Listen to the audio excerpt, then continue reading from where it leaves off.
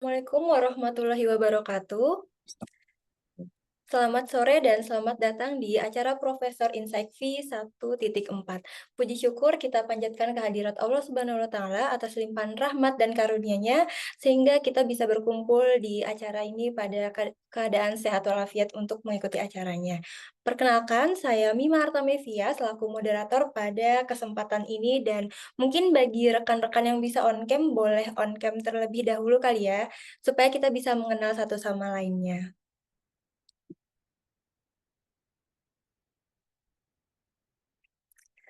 Baik, untuk selanjutnya yaitu ada sesi pemaparan materi yang pastinya udah ditunggu-tunggu nih sama rekan-rekan semuanya.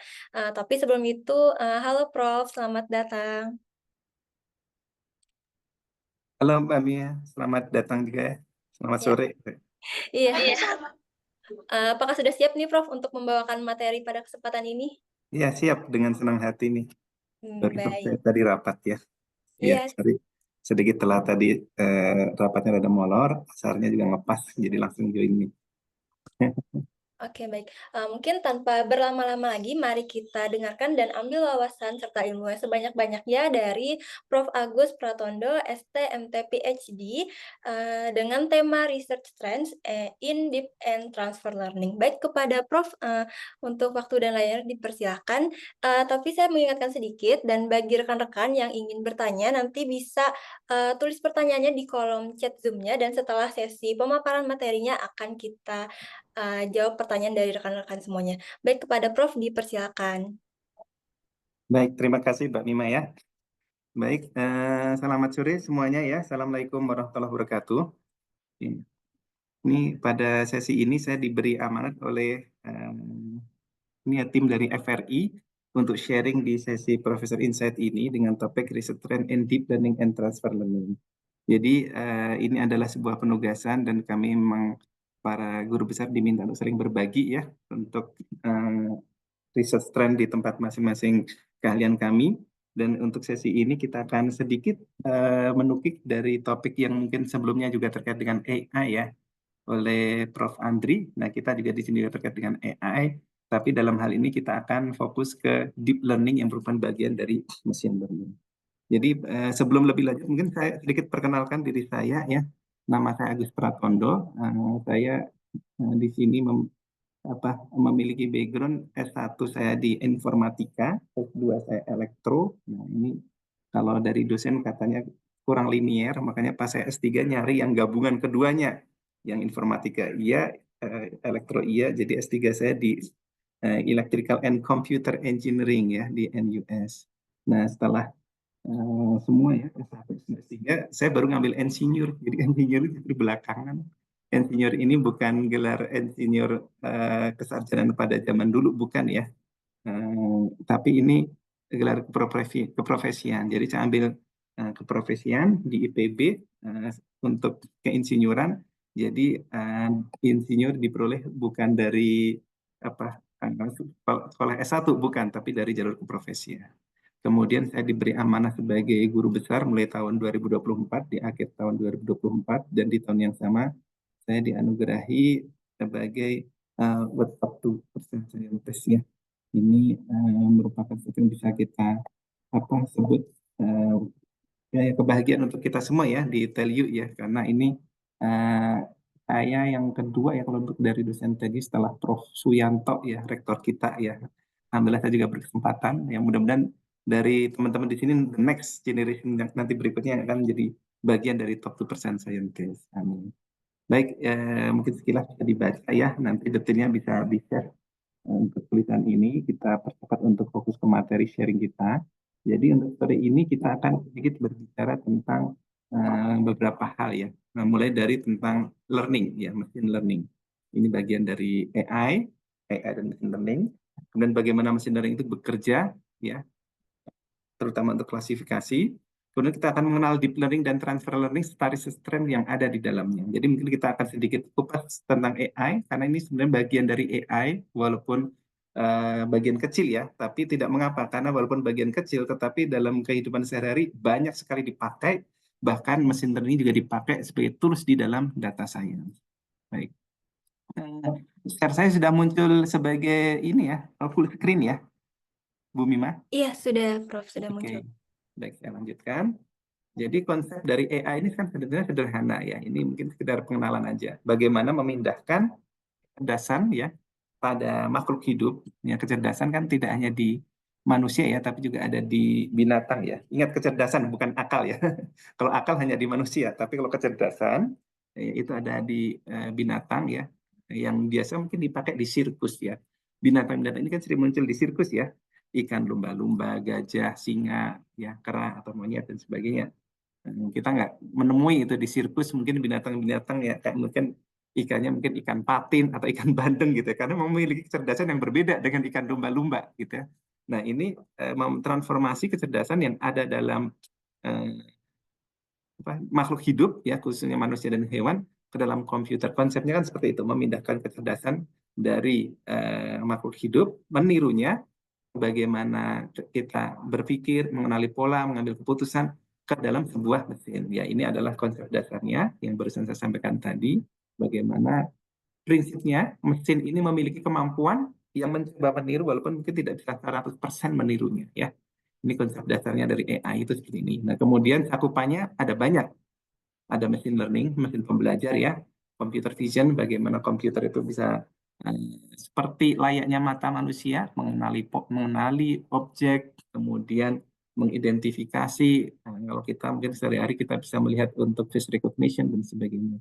Expert system untuk keputusan, pengolahan bahasa alami ya untuk kita berkomunikasi dalam berbagai macam bahasa ya, termasuk juga untuk ChatGPT ya, robotik dalam membangun robot dan sebagainya. Ini cakupan dalam AI cukup luas. Kita akan sedikit spesifik hari ini di machine learning ya. Machine learning nanti di dalamnya ada deep learning. Ya, ini machine learning secara umum ya. Sebuah bidang AI yang fokus kepada pengembangan sistem algoritma agar dapat belajar ya.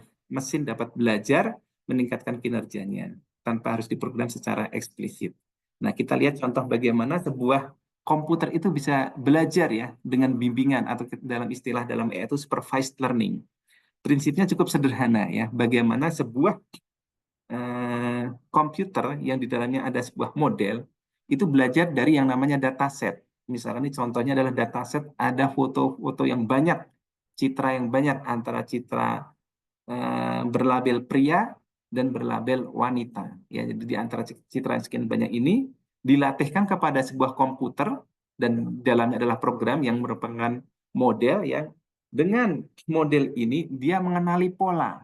Laki-laki rambutnya seperti ini, alisnya seperti ini dan seterusnya, sehingga model ini semakin banyak dia dilatih dengan gambar-gambar yang memiliki label pria dan wanita, dia semakin mengenali berbagai macam bentuk ya, model untuk pria, model untuk gambar pria dan gambar wanita, sehingga suatu saat ketika kita tanya terhadap sebuah citra baru yang belum pernah kita ajarkan sebelumnya, dia mampu untuk mengenali ciri-ciri dari pria maupun wanita. Kita berikan contoh di sini ada foto pria dan dia mengenali sebagai pria. Artinya ini sukses untuk mengenali.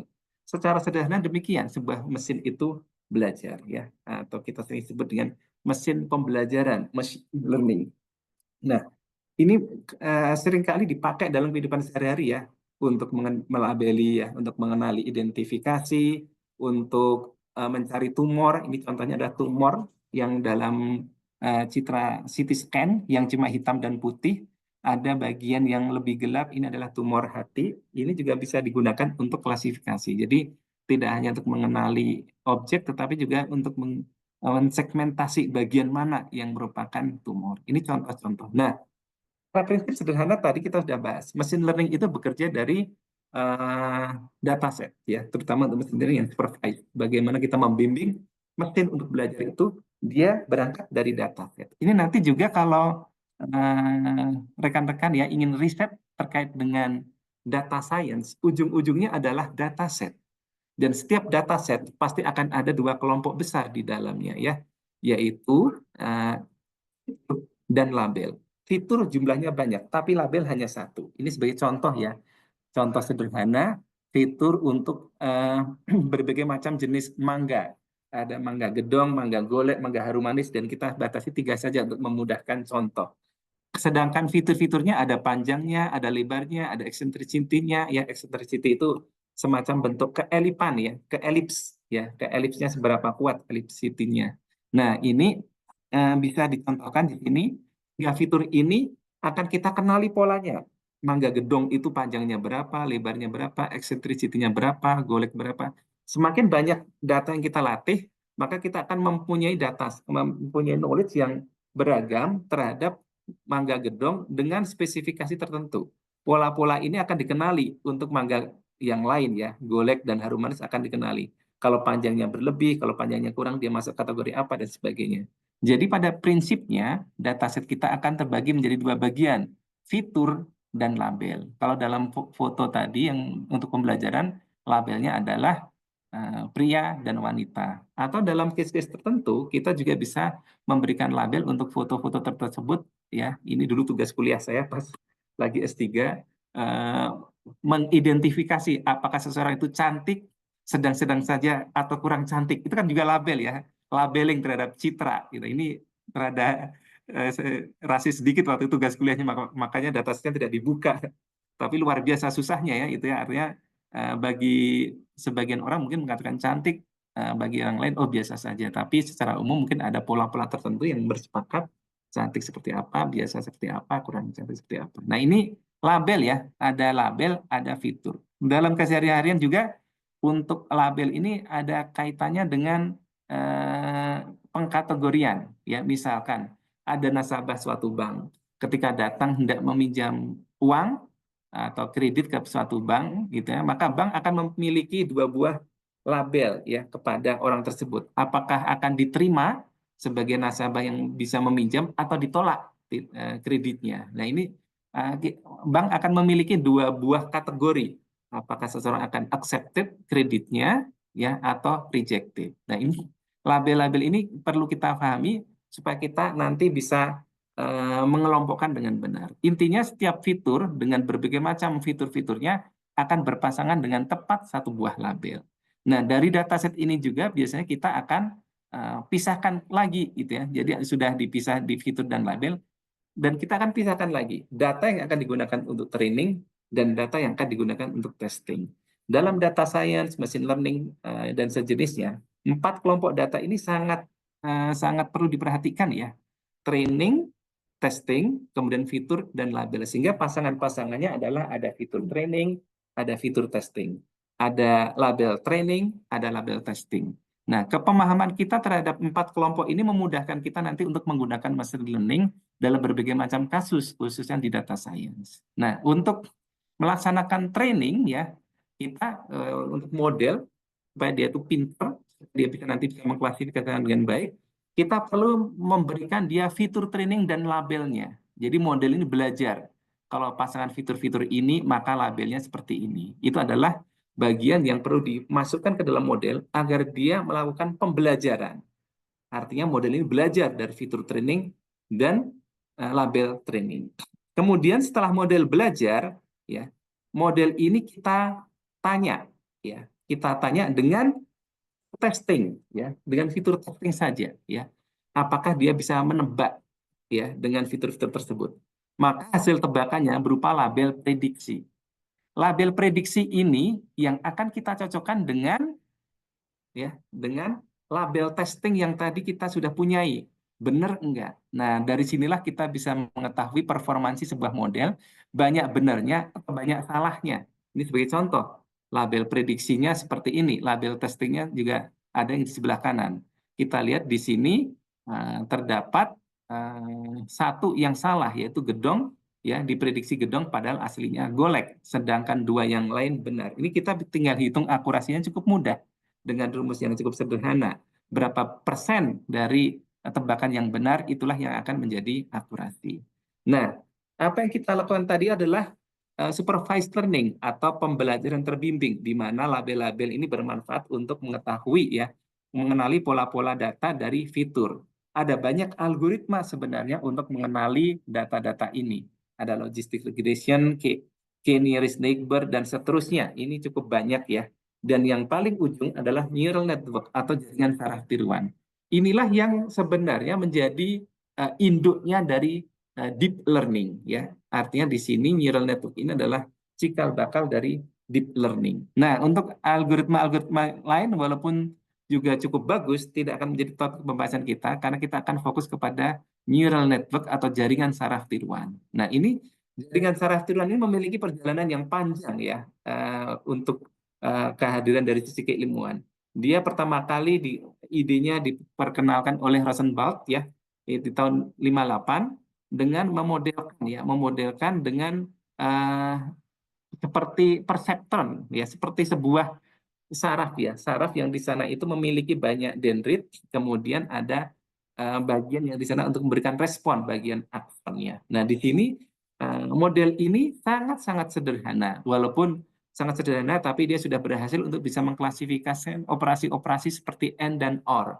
Dan baru di kemudian hari ditemukan dia tidak bisa untuk yang non-linear separable, ya seperti SOR ini ya. Kalau yang sebelah kiri maupun yang tengah, mungkin saya pakai pointer dulu sebentar.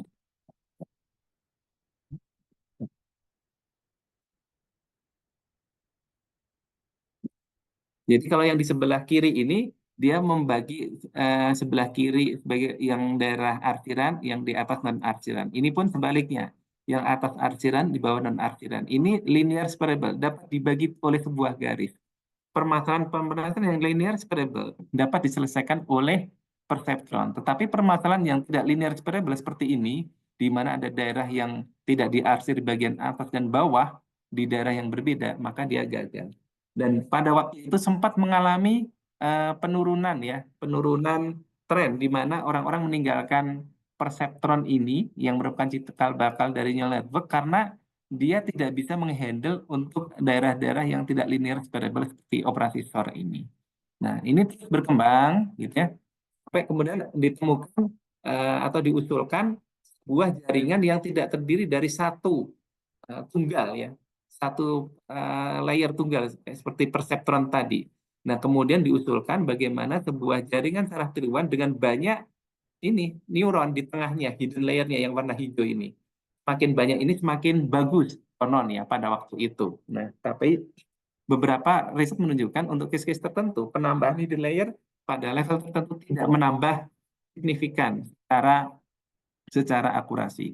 Nah, tapi ini sebuah kemajuan di mana dengan membuat multi-layer perseptron ini, maka dia menjadi jaringan saraf tiruan yang cukup baik. Dia mampu menyelesaikan masalah-masalah yang non-linear separable tadi, yang kasus SOR dapat ditangani dengan baik.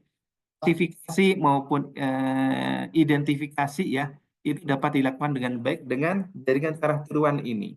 Namun, pada zaman tersebut ya, pada awal-awal di tahun 80-an, neural network ini kurang populer. Hal ini disebabkan kapasitas ya, kemampuan dari prosesor dan juga komputer secara umum itu terbatas. Sedangkan untuk jaringan saraf tiruan ini memerlukan resource yang cukup besar.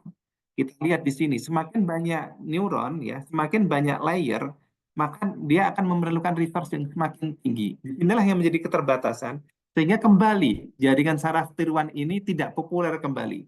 Walaupun sempat naik karena dia bisa handle masalah-masalah yang sebelumnya tidak dipecahkan, yaitu masalah operasi XOR. Namun pada akhirnya dia ditinggalkan kembali karena dianggap bikin lambat komputer, secara komputasi mahal pada zaman tersebut. Sehingga mulai ditinggalkan kembali.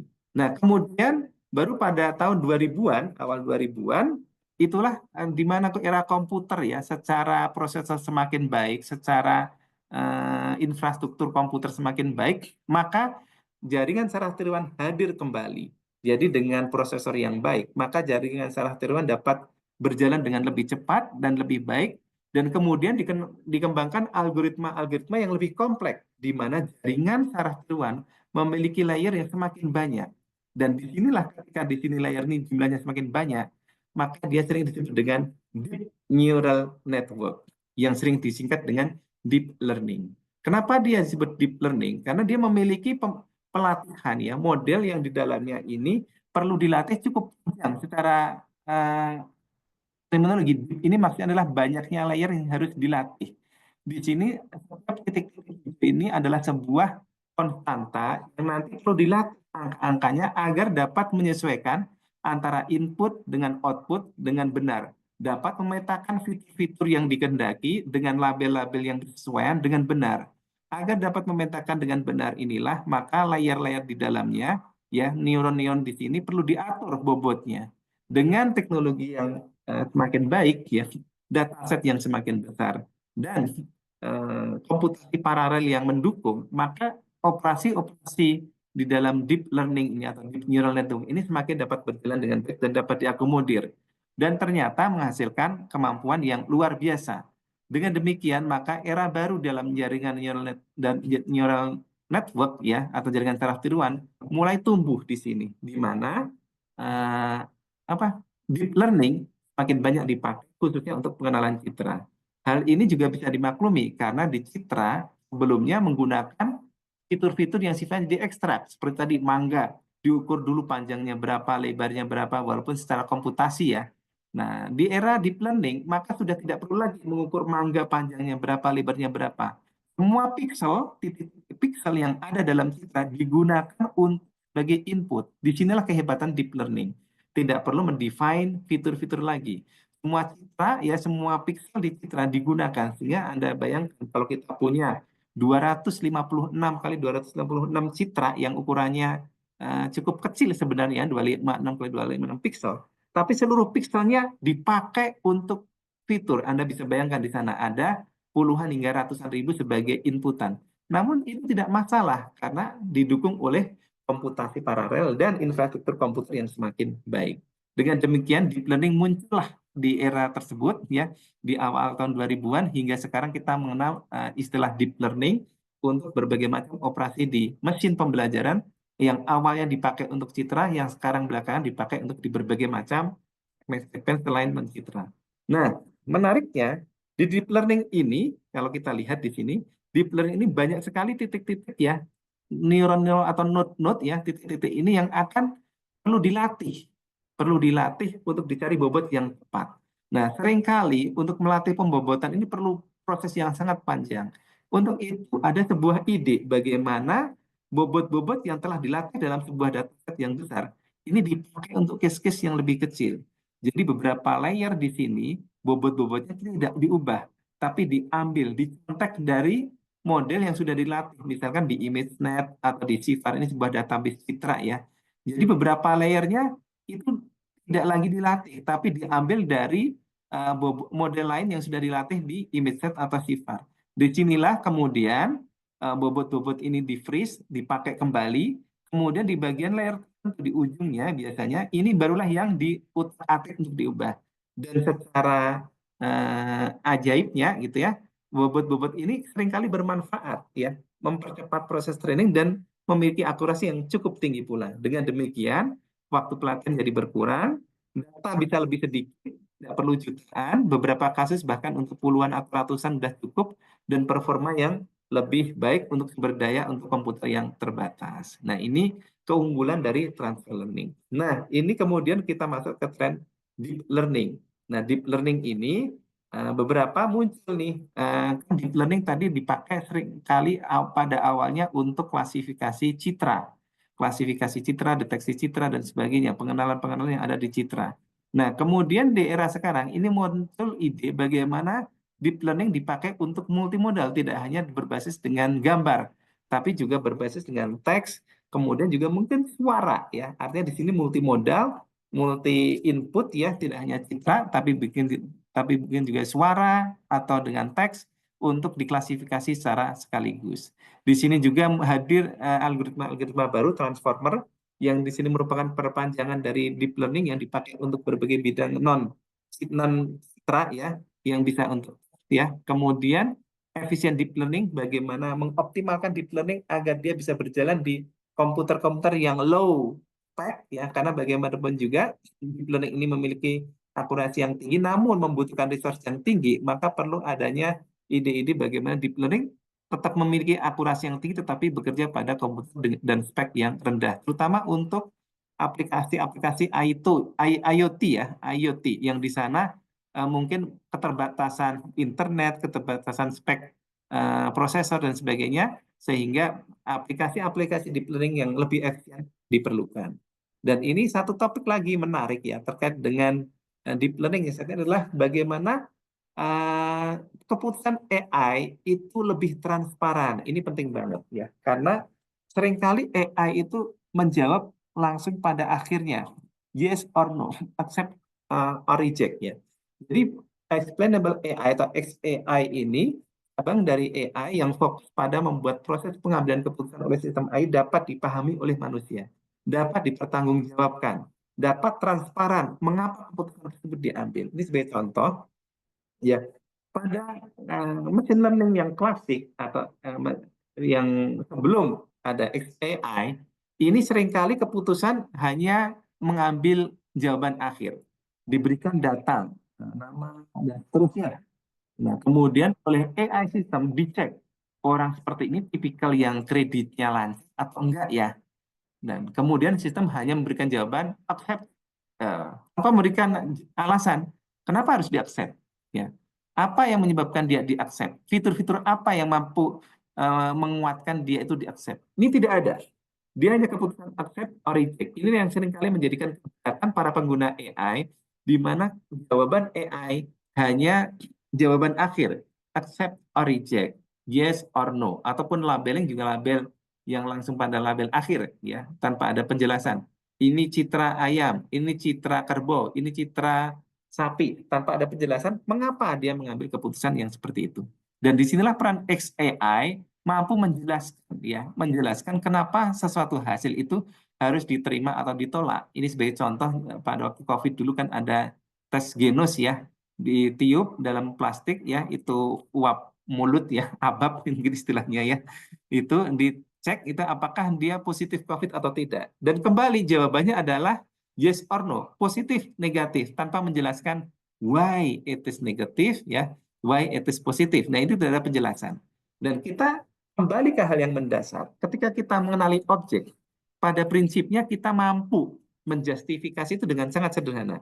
Kita lihat contoh objek-objek ini. Inilah objek-objek yang dibuat oleh anak TK ya. Ini waktu anak saya masih 4 tahun ya, ya, itu membuat gambar-gambar ini saya sempat gitu ya. Namun secara mudah kita tuh mengenali, saya mencoba mendalami mengapa kita mudah mengenali objek-objek yang menurut kita sangat jauh dari ahlinya ya. Sebagai contoh, ini adalah burung misalkan ya. Ini adalah burung, ini bebek atau apa gitu ya. Kemudian ini dinosaurus, ini pohon, mobil dan sebagainya. Kita mudah mengenali ini karena ada satu kata kunci, yaitu feature atau fitur yang tadi ya. Kita mengenali, oh ini burung karena ada sayapnya. Oh ini dinosaurus, ada apa ini namanya ya, runcing-runcing di atasnya. Ya kita mengenali ini, walaupun dinosaurus kalau kita lihat di apa film-film Jurassic Park jauh banget dari ini mungkin ya, tapi kita lihat fitur-fitur sederhananya sangat terpenuhi. Ada kepala berbentuk, badan berbentuk seperti ini, runcing-runcing di atasnya, dan seterusnya. Intinya dengan fitur ini bisa menjelaskan bahwa objek itu masuk kategori apa. Oh ini pesawat terbang gitu ya. Ada di langit, ada kotak-kotak jendela berjajar, ada sayapnya, dan seterusnya. Ini nanti mudah untuk menilai. Dengan cara yang sama, inilah kita membuat AI ini mampu menjelaskan. Ini sebagai contoh ya, untuk prediksi tadi. Ini tidak ada penjelasan. Namun kalau kita dorong agar AI mampu menjelaskan, kita bisa membuat para user yang diterima ditolak itu seperti ini, misalkan good payer, gitu, pembayar yang baik itu biasanya 95% adalah orang menikah. Oh, berarti kalau orang menikah itu cenderung bayar yang baik. Ini contoh ya, bukan berarti yang lajang bukan pembayar yang baik ya. Tapi mungkin beberapa kali riset juga memang menunjukkan seperti itu. Orang yang sudah menikah relatif memiliki tanggung jawab untuk bayar ketimbang yang masih lajang. Oh, yang punya mobil minimal satu mobil relatif bayarnya lebih lancar dan seterusnya. Nah, kenapa harus diaccept? Oh, ini udah merit dan dia punya 2 mobil. Masuk akal ya, karena statistik 60% merit itu good payer, 87% memiliki at least 1 mobil itu juga good payer dan memenuhi dua-duanya, maka bejo diterima. Nah, ini kan penjelasan yang masuk akal untuk sebuah sistem AI yang menerangkan mengapa seorang user itu diterima atau ditolak kreditnya. Juga demikian untuk yang tadi dicontohkan. Ini ada sebuah gambar. Ini burung bukan ya? Oh, karena dia memiliki fitur-fitur ini. Ada sayap, ada kuku, kemudian ada paruh, dan dia terbang di udara, maka dia termasuk burung. Di sini ada sebuah penjelasan dengan sebuah kalimat verbal yang secara mudah dimengerti oleh manusia. Ini adalah burung, karena alasannya memiliki dua sayap, terbang di udara, memiliki bulu, dan memiliki paruh. Nah, maka dengan demikian, user bisa mengerti dengan sangat mudah dan dapat menerima penjelasan yang diberikan oleh AI, yang AI menyatakan ini adalah burung. Ya, ini sebuah contoh explainable AI. Jadi itu contoh dari riset terbaru untuk di deep learning, khususnya di explainable AI, dan mungkin selanjutnya kita banyak diskusi ya, perbanyak diskusi dari teman-teman yang nanti mungkin akan tertarik di data science. Kita nanti juga bisa explore untuk lebih dalam jika itu digunakan dalam data science. Karena kalau untuk di FRI, mungkin lebih banyak di data science ya ketimbang di computer vision. Mungkin seperti itu Bu Mima ya. Terima kasih atas kesempatannya. Kita lanjutkan ke diskusi. Baik, terima kasih Prof atas penyampaian materinya. Mungkin dari rekan-rekan semua, apakah ada yang ingin bertanya? Boleh langsung on mic ataupun menuliskan di kolom chat Zoom-nya. Dari saya sendiri, saya tuh langkah apa sih nih? Langkah apa ya Prof yang bisa diambil untuk memastikan bahwa penggunaan AI ini tuh bisa beretika dan juga tidak merugikan orang lain? Karena kan semakin berkembangnya AI, berita-berita hoax dan yang lain itu semakin cepat berkembang gitu, Prof.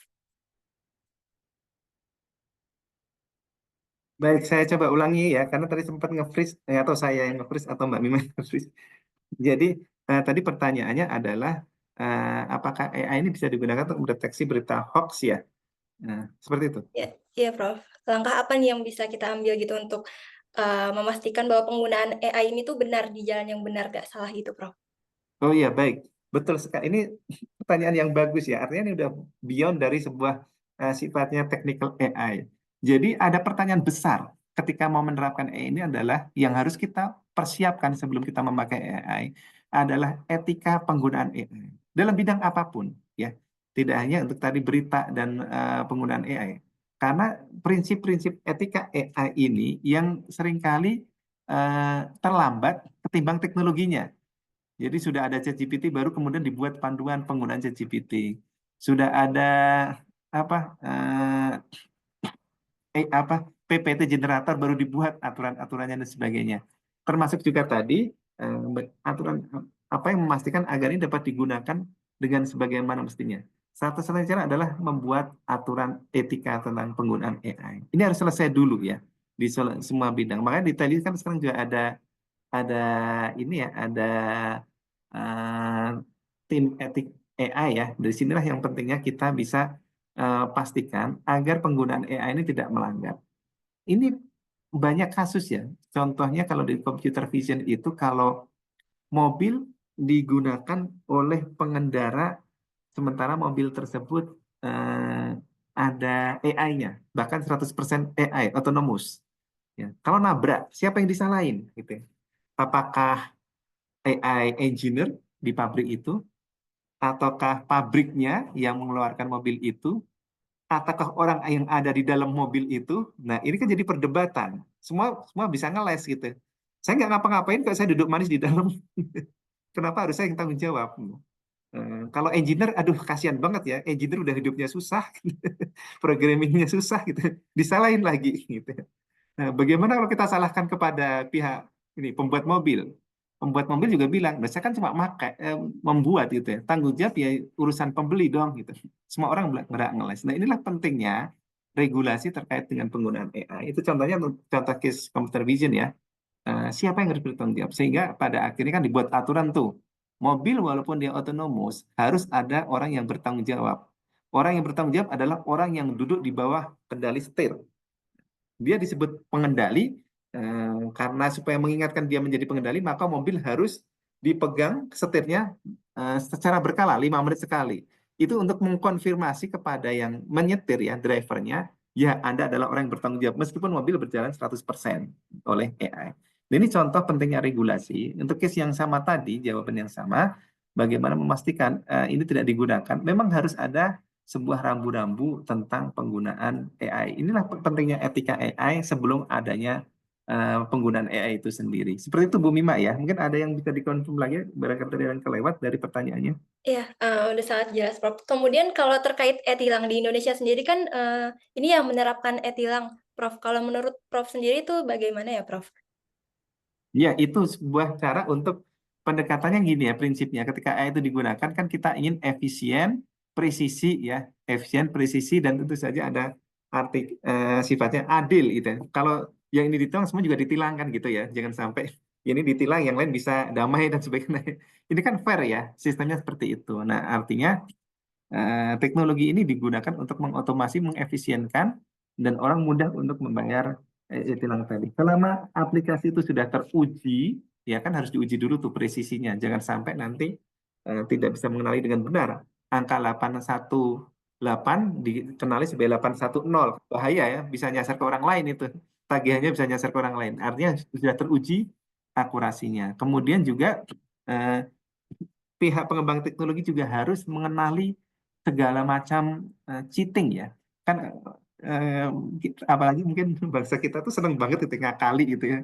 Itu udah beredar kemarin anti tilang elektronik ditutup pakai apa sehingga sinar sinar dari e-tilang tidak mampu mendeteksi angka-angka itu. Nah, ini pun sebenarnya juga masuk juga e-tilang juga ya kalau mobil tidak dikenali dengan dengan plat nomornya, maka kedepannya kan diusulkan sebuah sinyal berbasis sinyal WiFi atau sinyal yang sifatnya menjadi identitas ya, identitas dari mobil tersebut. Nah, ini sebuah terobosan untuk mempersiapkan kejadian-kejadian yang sifatnya di luar dugaan. Ya, prinsipnya sederhana ya. Penggunaan itu selama goals-nya memang baik, goals-nya kan tadi lebih adil, fair, cepat, memudahkan, it's okay. Yang penting ada rambu-rambu etikanya ya. Nah, termasuk juga di dalamnya kepastian hukum ya, kepastian hukum itu akurasinya benar gitu, tidak nyasar. Ya, ini mirip dengan mungkin beberapa waktu lalu pernah ada tools ini ya, AI detektor. Ya, AI detektor itu sebuah tools untuk mempelajari apakah artikel ilmiah ini dibuat oleh manusia atau oleh mesin. Nah, ini menarik ya. Dia nggak boleh salah ya. Prinsipnya nggak boleh salah, nggak boleh ada orang dirikan. Diujilah dia. Di antara 70.000 data artikel ilmiah yang terbit sebelum tahun 2000, asumsinya sebelum tahun 2000 kan belum ada AI ya, gitu. Diuji. Dari 70.000 itu ternyata hanya berapa ratus yang dikenali sebagai AI. Nah, Anda bayangkan, nggak banyak sih dari 70.000 yang dikenali beberapa ratus. Tapi bagi beberapa ratus ini kan suatu presiden yang sangat menyakitkan. Uang itu jelas-jelas pembuatan dia, kenapa dideteksi sebagai dibuat oleh AI. Sehingga aplikasi itu dibatalkan dikarenakan tidak presisi. Walaupun ada banyak benarnya, tapi sekalinya salah, salah itu berakibat fatal. Menjudge seseorang membuat artikel secara AI, padahal pada zaman itu jelas-jelas belum ada AI. Jadi termasuk itu yang harus diperhatikan ya, kepresisian. Kalau untuk computer vision sejauh ini presisinya sudah cukup baik ya. Jadi memang juga udah layak untuk digunakan. Berbeda dengan case yang tadi yang AI detector. Mungkin seperti itu Bu Mima ya. Oke, baik. Terima kasih Prof atas jawabannya. Dan ini di kolom chat Zoom-nya sudah ada beberapa pertanyaan dari Elgi Alfiansyah. Izin bertanya, Prof, di Indonesia sendiri bagaimana regulasi yang ada mendukung atau menghambat penerapan teknologi transfer learning, khususnya dalam sektor sektor kritis seperti kesehatan, keuangan, ataupun pendidikan. Kira-kira bagaimana, Prof? Baik, jadi di negara kita saat ini masih proses ya, semuanya masih menuju ke sana. Jadi sudah dibentuk di tadi sini kan udah ada tim etika AI. Negara kita di tim Kemenkes setahu saya ya, salah satu dosen di Teli juga sudah ada yang masuk di sana. Itu memang menjadi tim dari Kemenkes ya, resmi. Tim Kemenkes yang akan mempelajari tidak hanya penerapan teknologi AI, tapi regulasinya. Karena bagaimanapun juga harus disiapkan ya, kayak misalnya operasi telemedicine. Telemedicine ataupun panduan-panduan itu memang perlu ya untuk orang-orang daerah di daerah pelosok yang 3T tertinggal di daerah-daerah mungkin daerah Papua, daerah NTB itu, yang daerah hutan di sana, mungkin dokter terbatas ya, bisanya pengirim pakai handphone. dikirim ke dokter-dokter Jakarta, dianalisis oleh dokter Jakarta, diperiksa dan mungkin digunakan komputer. Nah, ini harus diatur penggunaan-penggunaannya. Prinsipnya selalu adalah AI itu adalah co-pilot. Pilotnya adalah manusia. Jadi AI itu adalah alat bantu. Dan keputusan ada di manusia dan yang bertanggung jawab adalah manusia. Jadi di Indonesia sudah mendukung untuk ke arah sana walaupun belum berbentuk peraturan yang selesai, belum ya. Tetapi proses menuju ke arah sana sudah mulai ada. Memang mungkin sering ada delay ya, teknologi udah kemana, tetapi aturannya belum nyampe. Ya wajar ya, segala sesuatu perlu proses ya. Kita hargai proses itu, mudah-mudahan terus menuju ke arah kebaikan ya. Artinya ada arah yang lebih baik. Iya.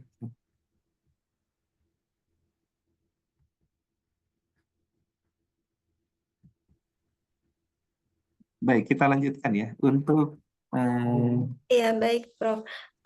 Izin saya bacakan lagi untuk pertanyaan selanjutnya ada dari Rofi. Selamat sore, Prof. Izin bertanya bagaimana implementasi machine learning dalam sistem kesehatan di Indonesia, mengingat tantangan yang ada seperti kualitas data medis yang belum optimal, ketimpangan akses teknologi antar daerah, serta kesiapan tenaga medis dalam menghadapi teknologi ini.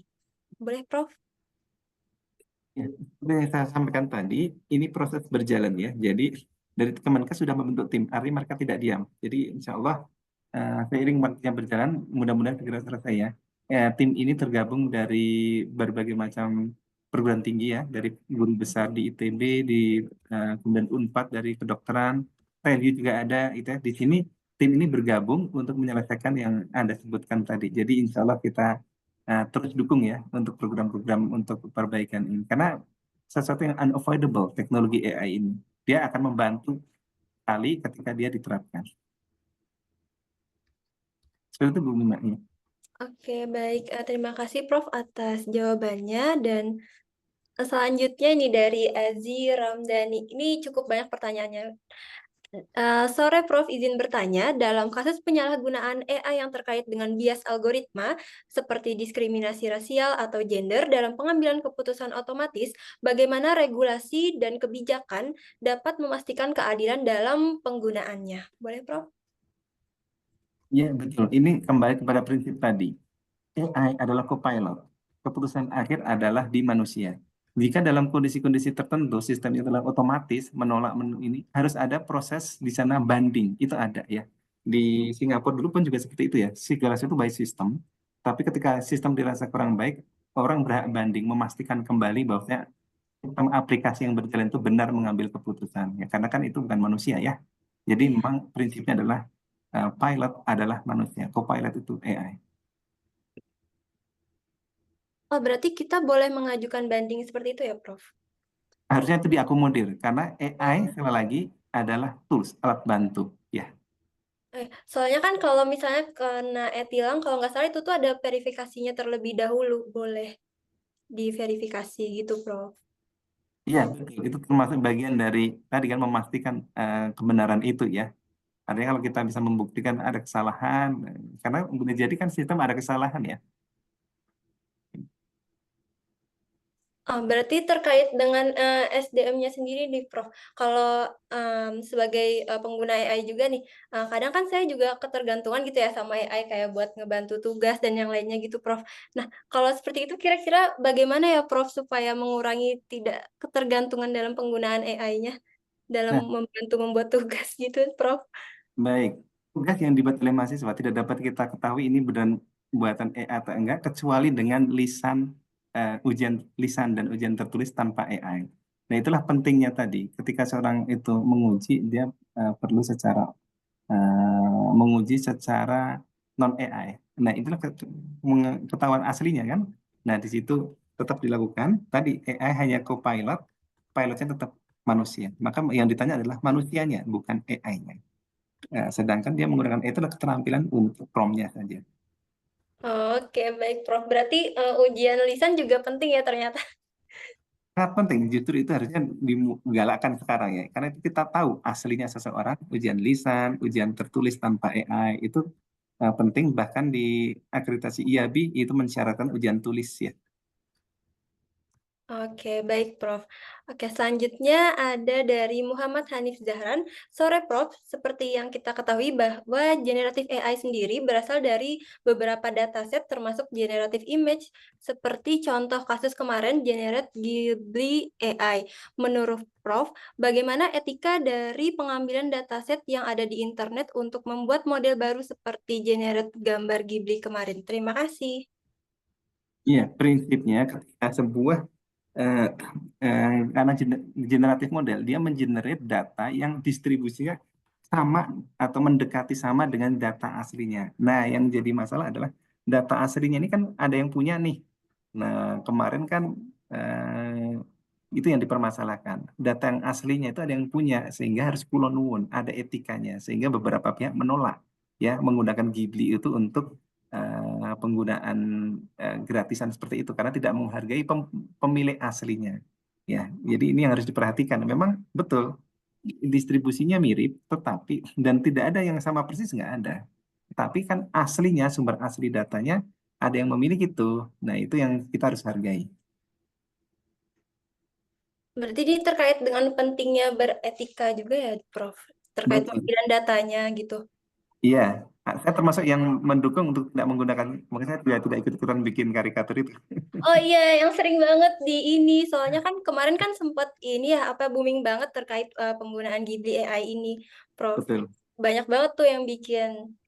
Iya, tidak apa-apa sih. Itu mumpung belum ada aturannya silakan aja. Tapi bagi sebagian orang eh, mengambil prinsip itu kan ada yang punya tuh Ghibli-nya. Jadi hargailah gitu. Kasihan dia udah bikin capek-capek. Iya, benar. Kecuali dia mendeklar ya, feel free to use it ya oke. Nanti kita pakai bersama. Oke, baik Prof. Terima kasih atas jawabannya. Selanjutnya dari Muhammad Hafiz Rizky, izin bertanya Prof.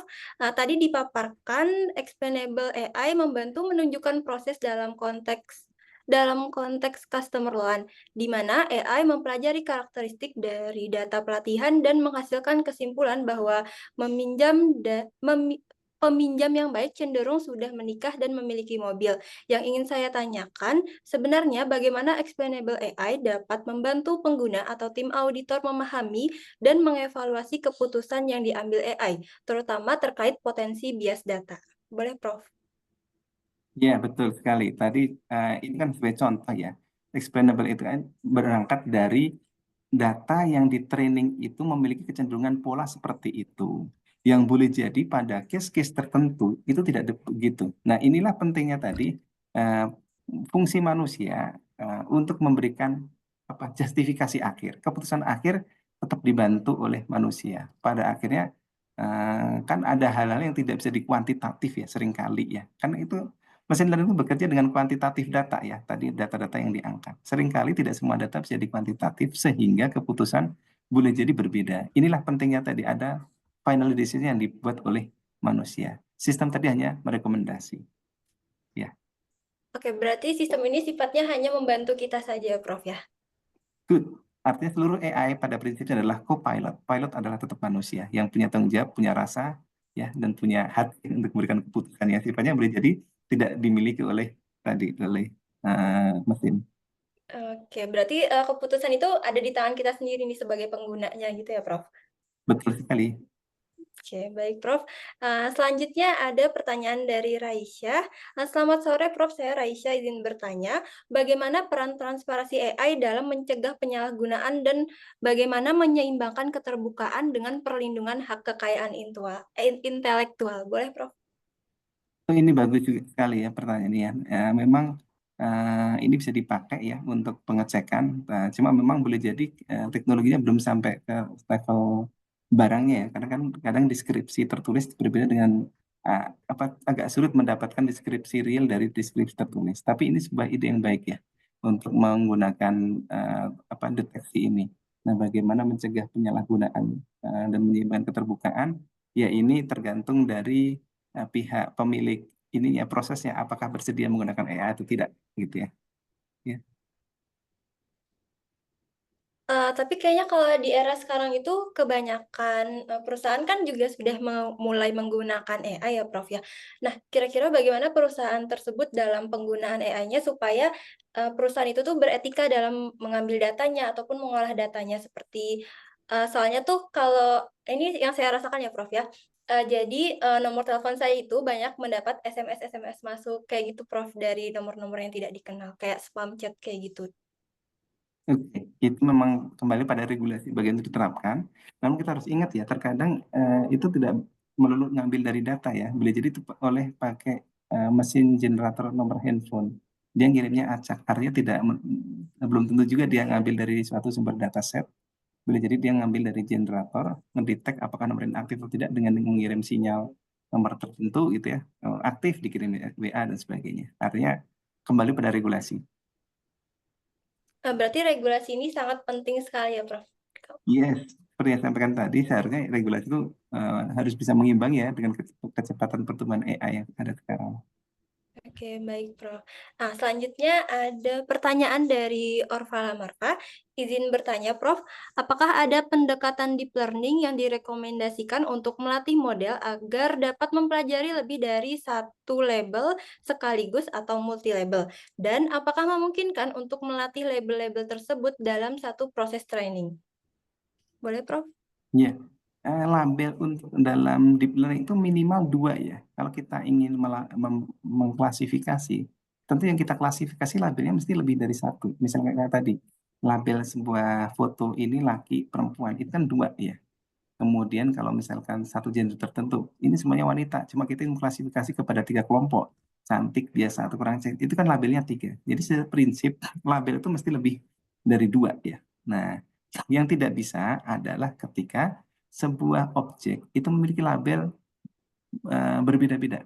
Sebuah foto misalnya kita labelin ini foto ini cantik, sekaligus foto ini tidak cantik, itu nggak bisa. Ya, mungkin seperti itu maksudnya. Jadi prinsipnya adalah dalam pasangan data ini sebuah data yang merupakan satu foto, ya labelnya hanya satu. Seperti itu ya. Oke, baik. Terima kasih, Prof, atas jawabannya. Dan karena sudah tidak ada yang bertanya, atau mungkin dari Prof ada kalimat-kalimat penutup dulu nggak, Prof, terkait penggunaan AI sendiri dan transfer learning? Ya, mungkin satu hal, AI itu tidak bisa kita hindarkan di era teknologi ini, unavoidable. Jadi kita harus belajar AI dan kita harus mampu menggunakannya secara bijak dan kita tidak boleh ketinggalan teknologi karena bagaimana juga itu akan membantu kita secara efisien ya, hidup kita lebih efisien dan lebih baik kalau kita bisa menggunakannya dengan tepat. Dan kalau di bidang FRI mungkin data science sangat berguna sekali, maka pelajarilah AI walaupun Anda bukan orang informatika tapi menjadi AI user, menjadi orang yang memahami AI dengan baik adalah sebuah keniscayaan apapun bidang Anda. Tetaplah belajar dan tetap mempelajari rambu-rambunya di etika AI. Itu saja ya, Mbak Lima ya. Makasih. Baik, terima kasih banyak Prof atas pemaparan materi yang disampaikan dan sudah mau menjawab pertanyaan-pertanyaan dari rekan-rekan dan terima kasih juga kepada rekan-rekan atas antusiasnya dalam bertanya.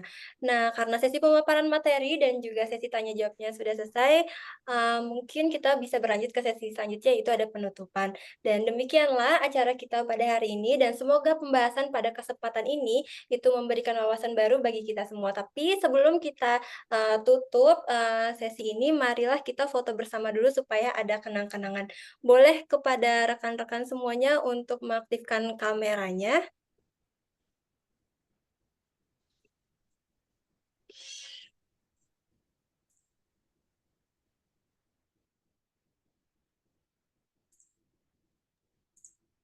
Oke, baik. Baik, saya hitung sampai 3. 1, 2, 3. Slide selanjutnya. 1, 2, 3. Dan slide selanjutnya.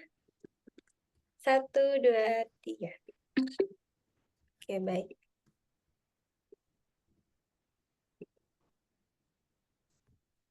Baik, terima kasih banyak atas waktunya, Prof. dan rekan-rekan. Dan sebelum saya tutup, tidak lupa juga kepada rekan-rekan untuk mengisi link absensi. Sebentar, saya bagikan link absensinya.